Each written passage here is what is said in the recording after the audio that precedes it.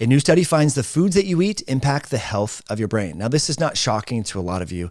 Many of you have found a low-carb diet or you're eating less processed foods, and you might notice better memory, better mental clarity. But this recently published study involving 184,000 people as part of, again, the UK Biobank dataset titled, and this was published, by the way, in Nature Mental Health, titled Associations of Dietary Patterns with Brain Health from Behavioral Neuroimaging, Biochemical, and Genetic Analyses. And in short, this particular study found that diet preferences are linked with mental health and cognitive health. And we're really going to explore this and talk about the 4 different clusters. They clustered people into high vegetable and fruit consumers, more of a vegan, vegetarian dietary pattern. And actually what they found is that for some reason, these people tended to have higher scores of anxiety, depression, and mental health issues. Now, I'm not knocking if you're vegan and vegetarian and you're thriving, good on you. But I think it's important for all of us to recognize that this is what they found in the data set. They also found people who had more processed food style diets, processed meats and sugars and so forth, had, as we might expect, poor cognitive health and higher levels of anxiety and depression. Now, the diet pattern that was most tightly tethered to optimal cognitive health and mental health parameters was a more whole foods, and they characterize this as a Mediterranean style dietary pattern. And I'll share with you the graphical abstract here. As you can see here, subtype 1, subtype 2. Subtype 2 is the vegan vegetarian category, and as you can see here, there was more of a reliance or preference for vegetables and starches and so forth. A subtype 3 is characterized by a dietary pattern and a lot of processed meats and beverages, probably sugar-sweetened beverages, snacky foods and things like that. So as you can tell, these individuals would probably have poor metabolic health and higher levels of chronic inflammation. In contrast, subtype number 4, which was more of a Mediterranean whole foods style diet preference, you can see here a lower emphasis on snacking, sugar-sweetened beverages, a little bit higher on the alcohol content, but more of a balanced diet with higher fish. There is obviously meat in there, fruits, and dairy products. So that's kind of the take-home message here, is more of a balanced whole foods focused diet, not just focusing on starches and vegetables, or not just focusing on sugar-sweetened beverages and processed meats. A whole food style diet is linked with better cognitive health. And so what this data set looked at is comparisons between food liking behavior and food consumption patterns. And they also took that data and then used mental health assessments, structural MRIs and fMRI traits within the brain, and correlated that with blood biomarkers and cognitive assessments, and found some interesting findings, which we're going to really dive into this, because I think it's important. We know that mental health issues are on the rise. So many people are taking antipsychotics, antidepressant, anti-anxiety type medications, unfortunately taking their life from suicide. One of the leading risk factors for death of people under the age of 40 was suicide and drug overdoses. So, if you're using illicit drugs, it's probably, a short-term mask or self-medicating symptoms of mental health issues, which are directly tethered to diet, as this study and numerous studies have found. So we're really going to dive into this. I want to just share with you some quotes from this study to leave you with some actionable sound bites and things that you can take away from this. But first, friends, I want to thank you for being here. If you're enjoying the content, please hit that like button. Let me know what you think of this science review in the comment section below. And as you know, since we're talking about metabolic health as it's related to mental health, I just want to remind you of the novel Berberine Fasting Accelerator by Myoscience. We talk about this often because it actually works. Berberine has been used in traditional Chinese medicine for over 3,000 years. It's a natural supplement that you can actually feel after you take it, particularly if you're susceptible to evening food cravings, like I know I am. Sometimes I do crave a little something sweet after dinner. Nowadays, instead of snacking on ice cream, I'll take 2 to 3 capsules of Berberine Fasting Accelerator. And if I still feel a little craving, I might have half a banana or some frozen blueberries or some unpasteurized raw yogurt, something to that effect, instead of leaning towards those hyper-palatable sugar-sweetened foods and much more. So many people over at myoscience.com, there's 325 reviews from people just like you, are reporting better metabolic health and, most importantly, better control over their pesky evening food cravings. So you can check out some of those many reviews and also save by using the code podcast over at myoscience.com. That's MYOXCIENCE.com. I'll put links in the description below. So going back to this recently published study, which I think is incredibly fascinating, the investigators say previous evidence has demonstrated a strong link between diet and both cognitive functions and mental health. For example, a systematic review focusing on various dietary intake patterns and cognitive functions revealed associations such as increased consumption of simple carbohydrates, such as sugars, being linked to decreased overall cognitive performance, while saturated fatty acids were associated with reduced memory and learning, they say.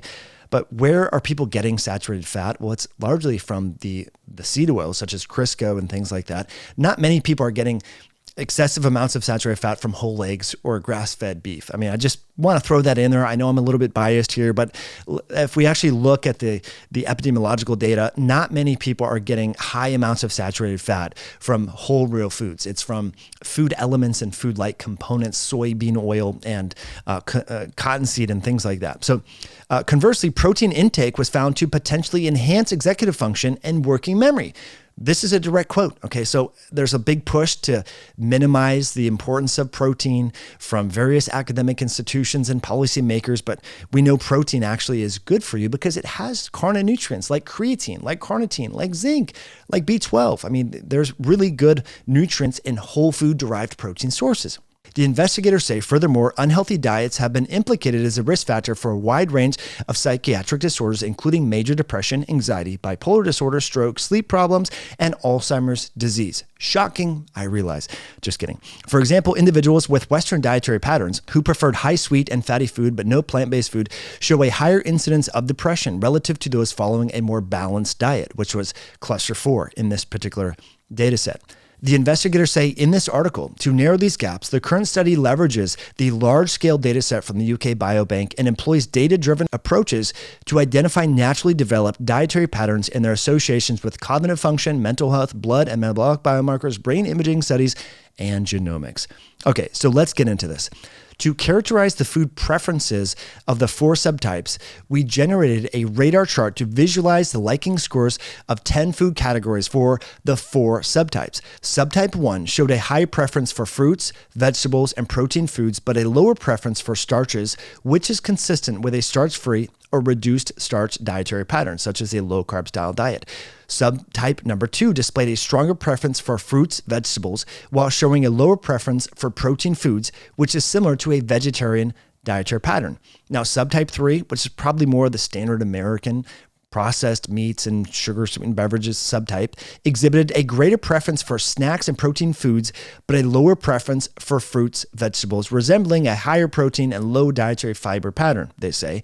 But it's important to recognize that if you look at the chart here, there was a lot more emphasis on sugar-sweetened beverages and beverages as a whole. Now, subtype number 4 showed a balanced preference across all food categories, which can be regarded as a balanced dietary pattern. To further validate the suitability of clustering into 4 subtypes, we visualized the silhouette criterion to determine the optimal number of clusters. So what did the investigators find? They say a noteworthy finding of our study is the potential impact of food preferences on brain structure. This to me is incredibly fascinating. So you can change your diet and it will change your brain.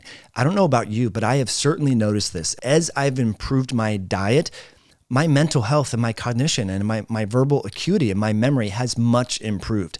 I'm sure you can go back to old videos and see, sometimes I was a little bit choppy and things like this. And I've noticed that with many people and many clients that I've worked with, they're just higher performing people when they eat a whole foods based diet. I think that's really important. The investigators say we observed that individuals with specific food preferences displayed distinct patterns of brain MRI traits. These differential brain structural patterns may play an important role in shaping cognitive function and mental health outcomes. Again, really important. Now, it makes sense because for those of you who have studied biology, and if you haven't heard this, this is the most important concept in biology. Structure equals function. So let's just take an example of this. What would change the function in your body? Well, when you have high levels of glucose impacts and augments the structure of proteins by creating what's known as advanced glycation end products. We know this as the hemoglobin A1C test, and this is a way to look at prediabetes. Now, hemoglobin is not just the only molecule that gets glycosylated when you have high levels of glucose. We know that you also get glycosylated albumin, some of your nerves get glycosylated. So this is just one example about how the structure changes the function. So we start to see functional changes with diabetic individuals. They start to lose feeling in their nerves, or they might start to notice changes in their eye, in their vision, their retina. And so we see this in the brain as well. When you're eating a pro-inflammatory diet, the structure of your brain is changing, and therefore the function of your brain is changing, which I think is really important. Now, back to the article. They say the plasticity and adaptability of the brain influenced by dietary choices can lead to structural changes that influence cognitive functions and mental health. Moreover, our results suggest a directional relationship between mental health and cognitive function. Mental health not only impacts cognitive abilities, but is also influenced by brain structure. So it goes both ways. Structurally equals function, and function is related to the structure. Like it's a bidirectional system. The intricate interplay between these factors underscores the importance of considering mental health as a crucial determinant in understanding brain health and cognitive performance, especially as it's related to dietary choices. So if you suffer from mental health issues, you need to eat a whole, real foods diet. No more fried foods, no more processed foods, no more sugar sweetened beverages. These things are really problematic, my friends. There is a strong correlation with consumption of processed foods and poor mental health issues because, as I just mentioned, structure equals function. So if you're eating a bunch of crap, you can expect that the function of your brain is going to be compromised because the structure is changing. Literally, the seed oils, the oxidation products, the glycosylation of fructose and glucose can change the function because the structure of your brain is changing. Now, what I think is interesting is the investigators revealed significant differences in mental health and cognitive function across 4 different subtypes. In individuals in subtype 2, which consume more vegetables and fruits, which was again characterized or ascribed to be more of a vegetarian style diet, these individuals exhibited relatively higher levels of mental health scores, such as anxiety symptoms, depression symptoms, mental health distress, psychotic experiences, self-harm, and trauma, and relatively lower well-being scores. These are the verbatim words from the investigators, by the way. Okay, the association between vegetarian or vegan diets and mental health in previous literature have been found to be controversial. Some investigators have reported positive associations of vegetarian and vegan diets with diverse mental health, while other studies find an inverse relationship or no associations whatsoever. The conflicting findings can be attributed to differences in study design. For example, cross-sectional, retrospective, or randomized controlled trials, variations in how vegetarian and vegan diets were defined. Some vegetarian diets, they allow fish or eggs or some such, but these discrepancies in the duration of adopting such diets and variations in timing and methods used to assess mental health create sort of a conundrum. And that's why they wanted to look at data sets like this to see tracking a large subset of people, seeing what foods they preferentially eat, and then looking at the functional changes in their brain. They didn't find discrepancies with what people ate in their diet and their outcomes when it comes to mental health as well as cognition. So I think that's really important. So we need to further investigate that, they say. Now, subtype 3, which was characterized as an unhealthy dietary pattern, low fiber, higher protein, higher sugar-sweetened beverages, higher reliance upon snacks, had lower well-being scores than other subtypes. And this finding, they say, is consistent with previous research that has linked dietary quality with well-being, demonstrating that exposure to fast food images potentially impact well-being.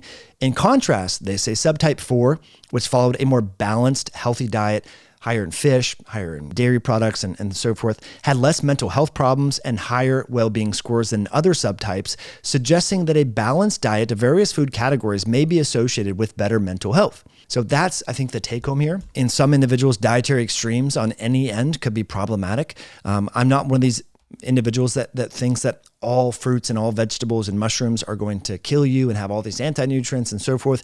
I eat a mostly carnivore diet, but I have fermented veggies. I have a lot of mushrooms. I have a lot of olives, carrots and tubers, and some starches, but I just prepare them in a way to minimize the anti-nutrients therein. So for example, if we're cooking potatoes, I will skin the potatoes and ferment them beforehand to minimize the oxalate content. If I'm cooking mushrooms, I'm going to cook them in a way that will help to minimize some of the anti-nutrients in mushrooms, because there's so many health benefits with regards to immune properties with mushroom consumption. Numerous feeding studies and epidemiological studies find that people who consume more mushrooms have lower prevalences of cancer. I think olives are a wonderful food. So I have olives quite often, whole eggs, raw dairy, yogurt, yes, grass-fed beef. I don't have a lot of chicken for various reasons. I eat eggs from chicken, but not the actual chicken flesh, fish, and berries. And these are things that I think most people should be able to consume. But if you do notice symptoms, if you have any of these fruits, vegetables, or whole foods that I mentioned, then they may not work for you. So some people are sensitive to eggs. My mom, for example, really sensitive to eggs, can't have eggs. She gets little breakouts on her mouth for some such reason. I know some people who, when they have wheat type products, they say, oh, wheat's no problem. And then they have a fissure in their tongue, or they start to experience a lot of gastrointestinal distress. So these are signs that the food is not really working for you. But I think it's important to acknowledge that we have pretty good data linking the quality of the foods that you eat and the types of foods that you eat with mental health and cognition. So that's the take home here. Eat a more whole foods balanced diet. Don't rely upon hyperpalatable processed snacks or sugar sweetened beverages.